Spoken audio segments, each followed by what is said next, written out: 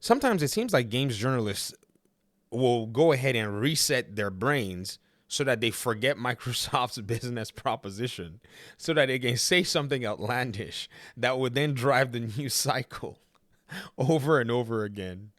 This article is from Christopher Dring, is based on a claim made by Christopher Dring. Now, you guys remember Christopher Dring, who claimed that developers were talking about how Xbox didn't have a big emphasis on Game Pass. Do you all remember that interview that he did with his colleague?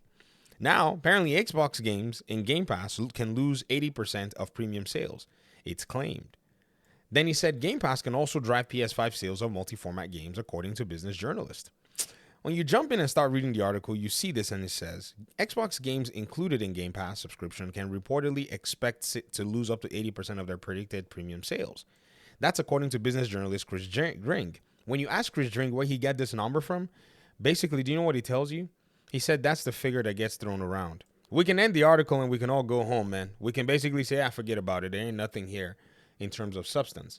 Now, if the people at Xbox know that they're bringing their game out to Game Pass, do we know what their calculations are as to what to expect to lose from premium sales? We don't know. You don't know. And you took basically a number that you claim is thrown around and you use it to respond to a question that was asked to you in a forum. So here's the context. Xbox games, including Game Pass, and it says, that's according to business journalist Chris Dring, who added that for multi-platform titles, inclusion in Game Pass can drive PS5 sales. How do we know this? Like, where's all this coming from? Where? Speaking as part of a Q&A in the install base forum, Dring was asked his thoughts about Game Pass and its impact on the market. Anecdotally, games that are in Game Pass can expect to lose around 80% of its expected premium sales on Xbox, Dring wrote. That's the figure that gets thrown around. Again, a figure that gets thrown around is not a figure that we can actually bank on. We need some better numbers, or at least some better estimates from someone who has, access to the data. It's less if it's a big mainstream release, but generally, look at how Hellblade 2 charted, or where Indiana Jones came, or even Starfield. Well, here's the thing, though.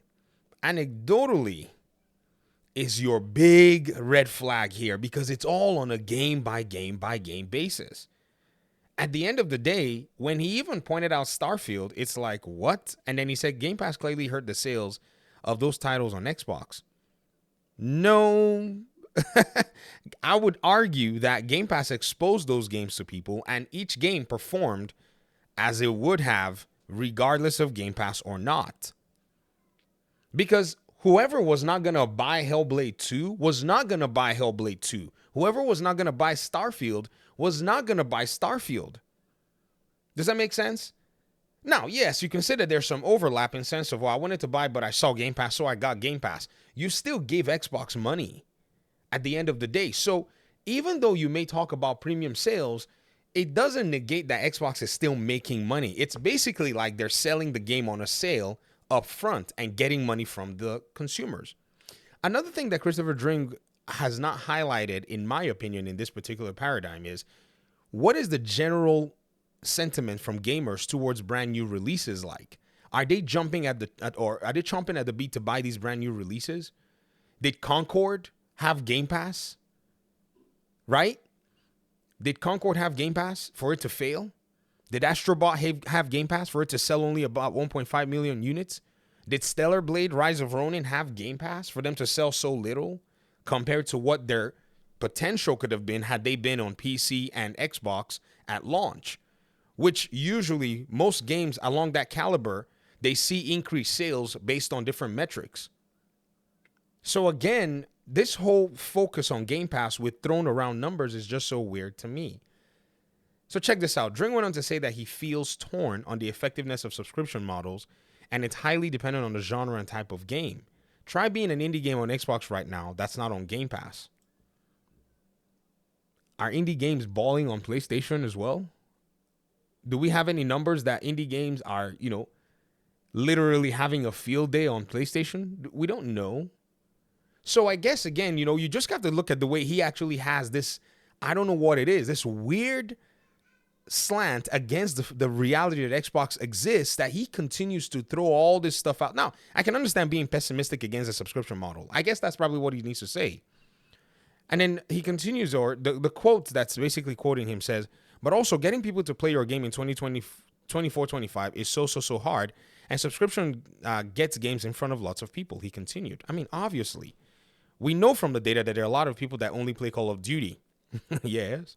And if some of those people decided to get Call of Duty this year via Game Pass, and those very same people took the opportunity to play some other Game Pass games they wouldn't have otherwise played, it's hard to argue that's a bad thing.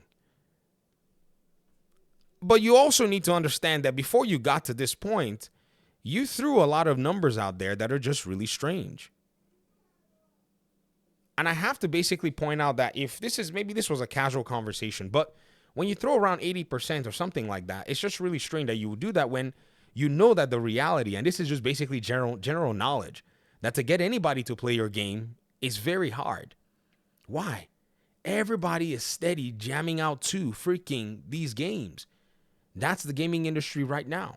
So for anybody to come out here and talk about how, Xbox is this and Xbox is that, and you're not putting data and putting the context of the market in, you can really skew perception very easily. I'm not saying that he's biased. I'm just saying that if you're not putting it in good context, you're going to find something in a really weird place. Game Pass is the exclusive and the benefit for anybody who decides that they want to get into the Xbox ecosystem. If you don't want to do that, then go play their game on other platforms that are of your choice, of your choosing. I mean, if all this talk about, Game Pass and blah, blah, blah, then why does Starfield gross as one of the highest games in 2023 when it launched? I think it's on a game-by-game basis. Baldur's Gate 3 didn't go to Game Pass. It grossed as one of the highest grossing games, and it was multi-plat across the board. It's on a game-by-game basis. And this is definitely something that anybody who's talking about this has to put into account. I mean, Stalker 2, no PlayStation launch yet, Xbox launch, PC launch, Game Pass launch, and it still was able to be successful, profitable for the developers that they had to now go back and start adding content that it already cut out. The game did well, according to them. Stellar Blade's developers are saying that they are hoping that their Steam version will actually do more in sales. Did you not read that? Do you not remember that quote? Actually, the correct context is that the developers says that PC sales are likely to exceed the PS5 version. And there's no Game Pass here. But the game itself was not impressive in sales compared to its potential. So these kinds of things need to be put into context as a general sense, because gamers, at the end of the day, on consoles, they seem to behave very similarly in the way that they engage in video games. And even as a whole, the video game market is just so saturated. And Chris does point that out, that for him to say, Game Pass will basically scarf off about 80% of your potentially targeted sales is just really wild. Like, if somebody wants to buy a game, they'll buy a game. They understand and they know exactly what a subscription service is. And believe you me, when he said something like this is something that he said that I thought was really weird. I don't know what's up with everything is all over the place. Perhaps these quotes are cut, all over the place, and that's why things are looking really weird.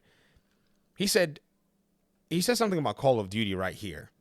He said, we know from data that there are a lot of people that play Call of Duty, and if some of those people decide to get Call of Duty this year via Game Pass, many of those people who play Call of Duty are probably not going to bother going to Game Pass to go buy a game that they're going to be playing all year long. That's a very interesting metric. Why? Because majority of them are on PlayStation. Like, for somebody to break code in that regard, it's a very small amount of people. But again, you can see that it's a possibility. But it's really weird because the data shows that Call of Duty players are steady on Call of Duty. If they stick with Game Pass for one whole year for one game, that is a magnificent profit margin that Xbox has made. Like, you know what I mean? Like, if all they play all year, if they're the kind of people that only play Call of Duty, and they're like, instead of to buy it, I'm going to go spend $240 on it, then, man, that is a big bag for PlayStation, for Xbox, because they've just basically traded the access to Call of Duty for almost 4 times more money than they would have. So again, this is why you must be very careful when you're pointing out all these different parameters in terms of that. It really can make you sound like, everything is disjointed. And so when I saw this article, I was wondering, I was like, what? Who's saying this? Which analyst is saying this? That's not analysis. It's a casual conversation that, people are wanting to go ahead and take to basically throw headlines out there. man, talk to me in the comment section. Thanks so much for watching. Peace out.